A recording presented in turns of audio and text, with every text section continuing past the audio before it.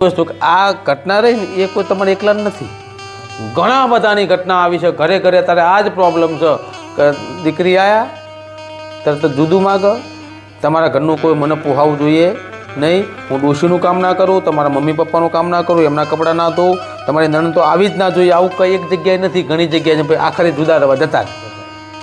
કારણ કે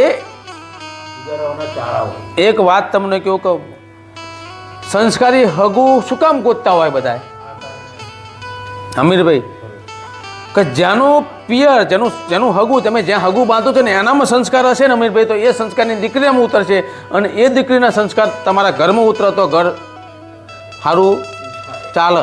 ખાલી દીકરી જોવાથી તમે લગ્ન કરી દો ને અમીરભાઈ, પણ એના સંસ્કાર જો ત્યાં સંસ્કારી ના હોય ને ત્યાં ખડબખડો ને તો એ જ આ કરે.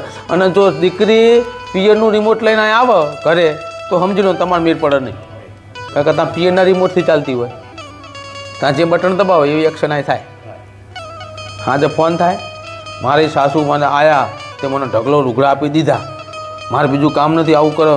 પણ એની મમ્મી એવું કહે, દીકરીની મમ્મી કે બેટા તારે હાહું હોત કદાચ એવું આપણે ધોઈ કરવા પડે, એવું કંઈ નહીં રાખવાનું, તો એ દીકરીના મનનો ભાવ ઉતરી જાય. મમ્મીએ કીધું ને હવે ના કાંઈ કહેવાય, પણ એમ કે શેની તને આ લઈએ, તારે નહીં ધોવાના, ના પાડી દેવાનું કે તું એ નોકરાણી થઈને જઈશ.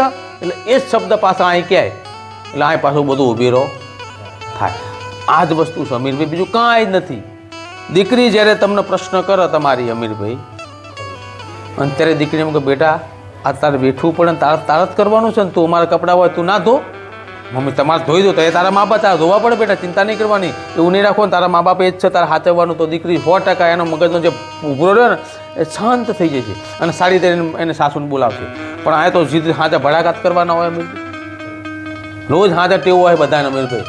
દરેકની દીકરીઓના ફોન આવતા હશે અમીરભાઈ, બીજા ત્રીજા દિવસે મોએ મોકરો રોજ આવવાના, આખા દિવસમાં એની હાહુએ, એના સસરાએ, એના નણંદે, એની જેઠાણીએ શું શું કર્યું એ બધો રિપોર્ટ એની માને આલે અને મા એ બંદૂકો ચડાવીને ફોડે અને પછી એ છોકરીનું ક્યાં સુધીને ચાલે. અમી હામો હગો હોય થોડોક વર 2 વર વેઠો, બાકી મજા આવે નહીં. એટલે સંસ્કારી તો દરેકને બનવાની જરૂર છે, એવું ને આ બાજુથી આમાં પક્ષમાંથી પણ બનવાનું છે. એટલે આમાં આવો દીકરો કાલ સારું થઈ જશે, એને સાચી વાતની ખબર પડશે ને, એટલે આમાં બીજું ત્રીજું કાંઈ થાય એવું છે નહીં, આ વેઠવું પડશે.